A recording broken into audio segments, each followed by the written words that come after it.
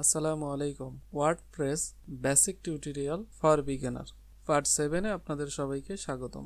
আজকে আমরা দেখব, গত পর্বে আমরা দেখেছিলাম ইউজার সম্পর্কে। আজকে আমরা দেখব টুল এবং সেটিং। তো আমরা যদি প্রথমে টুলসে ক্লিক করি, তো টুলসের মধ্যে বেশ কিছু অপশন আছে। এক হলো available tools, import, export, site health, export personal data, erase personal data. Okay, এখান থেকে অ্যাভেলেবেল টুলসের মধ্যে তেমন কোনো কিছু নাই। তো আমরা যদি ইম্পোর্টের মধ্যে যাই, ওকে, ইম্পোর্ট থেকে আমরা চাইলে পরে আমাদের সাইটের মধ্যে অনেক কিছু ইম্পোর্ট করতে পারি, অর্থাৎ অন্য সাইট থেকে আমি ডাটাগুলো এক্সপোর্ট করে এখানে ইম্পোর্ট করতে পারি। অর্থাৎ আমি আগে এক্সপোর্ট দিয়ে দেখি, চলুন। ওকে, এক্সপোর্ট থেকে অল কন্টেন্ট সিলেক্ট করার পরে এইখানে যদি আমি এক্সপোর্ট ফাইলে ক্লিক দিই, তাহলে পরে আমার সাইডে যত post, pages, landing page, my template, custom code, custom font, custom icons, media যা আছে সব কিছু একবারে এইখানের মধ্যে ডাউনলোড হয়ে যাবে।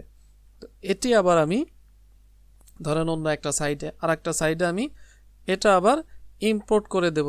এখান থেকে অলে ক্লিক দেওয়ার পরে এই যে ফাইলটা ডাউনলোড হলো, এই ফাইলটা আবার আমি এই ইম্পোর্টে আসার পরে অন্য একটা সাইডে ইম্পোর্ট করে দিলে পরে এই সাইডে যা যা আছে অটোমেটিক্যালি হুবহু ওইটা ওইখানে এক্সপোর্ট হয়ে চলে যাবে।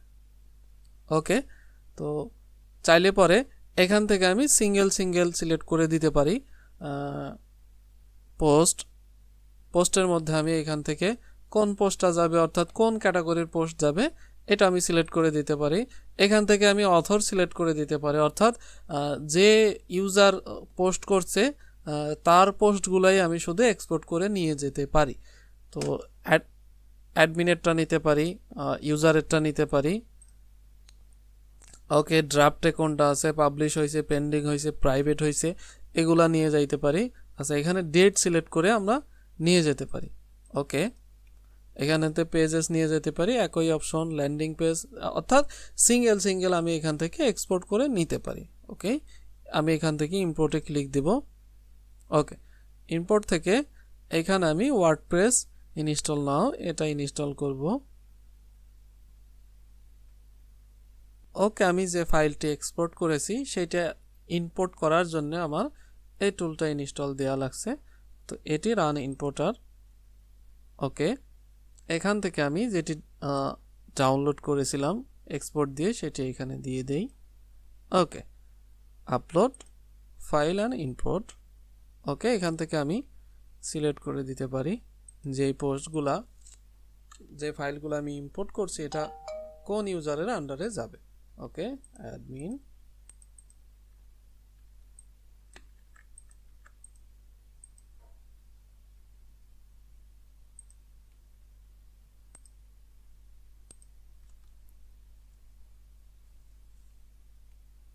এই যে এখানে বলতেছে যে যেগুলো আমি এখানে ইম্পোর্ট করলাম সেগুলো অলরেডি আমার সাইডের মধ্যে আছে। তার মানে হচ্ছে আমি তো এই সাইড থেকে এক্সপোর্ট করছি, এই জন্য এখানে এটি বলছে যে আপনার অলরেডি এই ফাইলগুলো আছে। তো আপনারা হয়তো বুঝছেন যে কিভাবে এক্সপোর্ট ইম্পোর্ট কাজ করে। ওকে, সাইট হেলথ, অর্থাৎ আমি আমার সাইডে কি অবস্থা আছে সেটি এখান থেকে আমি দেখতে পারবো, অর্থাৎ স্ট্যাটাসগুলো বা ইনফরমেশনগুলো এখান থেকে দেখতে পারবো। এটি তেমন কোনো কাজের না।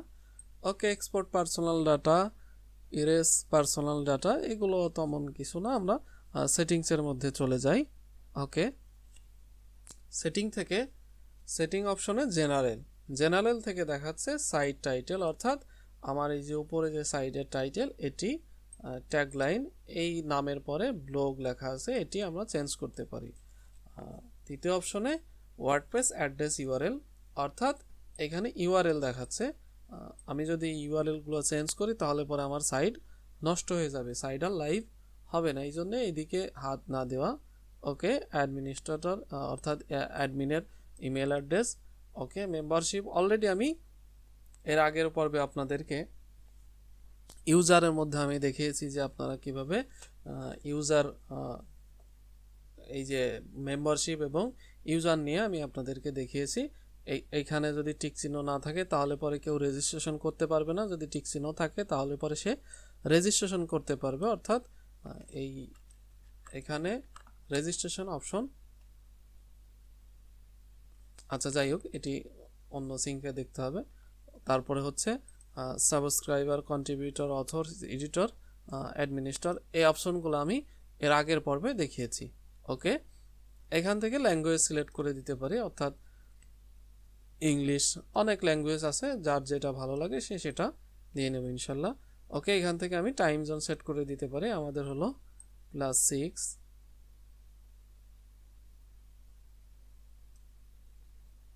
+6। ওকে, এখান থেকে আমি ডেট ফরম্যাটগুলো সিলেক্ট করে দিতে পারি, অর্থাৎ আমার কি এরকম আসবে নাকি এরকম আসবে নাকি এরকম আসবে। অর্থাৎ চাইলে আমি আবার কাস্টম করেও এখানে করতে পারি, টাইম জোন সিলেক্ট করে দিতে পারি।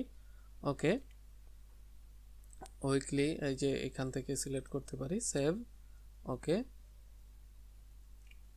রাইটিং। ওকে, রাইটিংয়ের মধ্যে ডিফল্ট পোস্ট ক্যাটাগরি, অর্থাৎ আমি যখন এখানে এসে যে কোনো একটা পোস্ট করি, পোস্ট করার পরে আমি কোনো ক্যাটাগরি সিলেক্ট করলাম না, তাহলে সেটা কোন ক্যাটাগরির মধ্যে গিয়ে থাকবে। অর্থাৎ দেখেন এই যে আনক্যাটাগরিজ দেখাচ্ছে, আমি চাইলে পরে এখান থেকে চেঞ্জ করে দিতে পারি যে আমি যদি ক্যাটাগরি সিলেক্ট না করি তাহলে ডিফল্টভাবে এই ক্যাটাগরির মধ্যে থাকবে। ওকে, পোস্ট ফরম্যাট।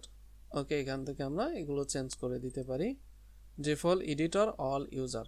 ওকে, এই ক্লাসিক এডিটর, ব্লগ এডিটর, এখান থেকে চেঞ্জ করে দিলে পরে যে সকল যে ইউজার থাকবে সব ইউজার কি যে ক্লাসিক এডিটর, অর্থাৎ এই যে ক্লাসিক এডিটর এই ধরনের ডিজাইন আসবে, ওই যে মাইক্রোসফট ওয়ার্ডের মতো। আর যদি ব্লগ এডিটর দিয়ে দেই তাহলে পরে এটা সেই আগের মতো ডিফল্ট যেভাবে ওয়ার্ডপ্রেস থাকে সেভাবে দেখাবে। ওকে,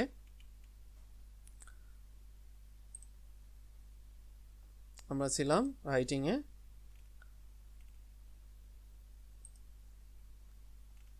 ওকে, এভাবে দেখাবে all user to switch editor, এটা থাকবে। ওকে, মেইল সার্ভার, আচ্ছা এগুলো একটু অ্যাডভান্স লেভেলের কাজ, তো এগুলো আমি পরবর্তীতে আপনাদেরকে দেখিয়ে দেবো ইনশাল্লাহ। ওকে, রিডিং। ওকে, এখান থেকে আমি সিলেক্ট করে দিতে পারি যে আমার হোম পেজের মধ্যে কোন পেজটা শো করবে। এখান থেকে যদি আমি ব্লগ বা পোর্টফোলিও এগুলো দিই, ওকে, পোর্টফোলিও সিলেক্ট করে দিলাম, তাহলে পরে আমার হোম পেজ এখন পোর্টফোলিও দেখাবে, সেভ এজ। ওকে, সাইটটা ভিজিট করলাম, এই যে দেখেন এখন হলো পোর্টফোলিও দেখাচ্ছে।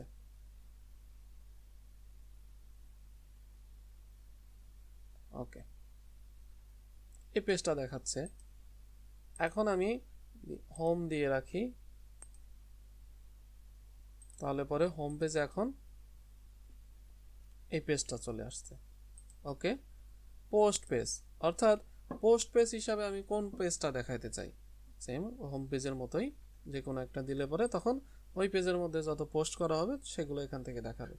ওকে, blog page, show at most, এখান থেকে অর্থাৎ আমি পোস্টগুলা কতগুলা পোস্ট আমি শো করাবো একটা পেজে, 10টা, 6টা অথবা 9টা, যার যেটা ভালো লাগে সে এখান থেকে সেটা সিলেক্ট করে দিতে পারবে, ওই অনুযায়ী পোস্ট শো করবে। ওকে,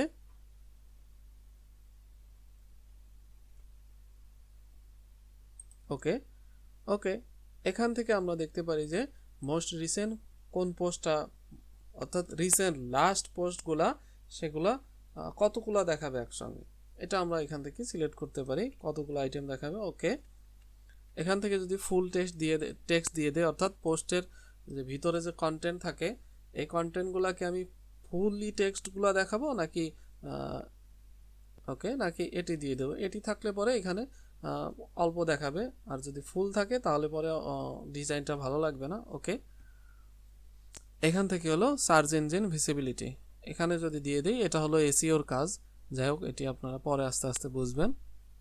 ওকে, ডিসকাশন থেকে default post setting, comment setting, email ইত্যাদি ইত্যাদি দেখতে পারবেন। মিডিয়া, ওকে, মিডিয়ার মধ্য থেকে আপনি আপনার মিডিয়াগুলোর সাইজ এখান থেকে করে দিতে পারবেন। ওকে, পারমালিঙ্ক, ওকে, পারমালিঙ্কটা হচ্ছে এখান থেকে আপনার সাইডের লিঙ্কগুলো আপনি চেঞ্জ করতে পারবেন, অর্থাৎ post link, SEO friendly link হচ্ছে পোস্ট নেম এখান থেকে, অর্থাৎ আপনার সাইটের নাম তারপরে হচ্ছে পোস্ট নেম, এভাবে আসবে। আপনি চাইলে পরে কাস্টম করে দিতে পারেন। ওকে, সেভ চেঞ্জ, ওকে, প্রাইভেসি,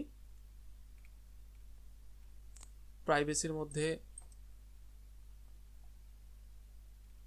ওকে, প্রাইভেসি সেটিংসের মধ্যে খুব একটা কাজের কিছু নাই। তো ওকে, আমরা সহজভাবে ওয়ার্ডপ্রেসের ড্যাশবোর্ড সম্পর্কে দেখে নিলাম। এর পরবর্তীতে আমরা অ্যাডভান্স লেভেলের টিউটোরিয়ালগুলো দেখব ইনশাল্লাহ। আশা করছি আপনারা ওয়ার্ডপ্রেস সম্পর্কে কিছুটা হলেও ধারণা পেয়েছেন। তো এরপর থেকে আমরা অ্যাডভান্স লেভেলের টিউটোরিয়াল করব ইনশাল্লাহ। ভালো থাকবেন সবাই। আসসালামু আলাইকুম ওয়া রাহমাতুল্লাহি ওয়া বারাকাতুহু।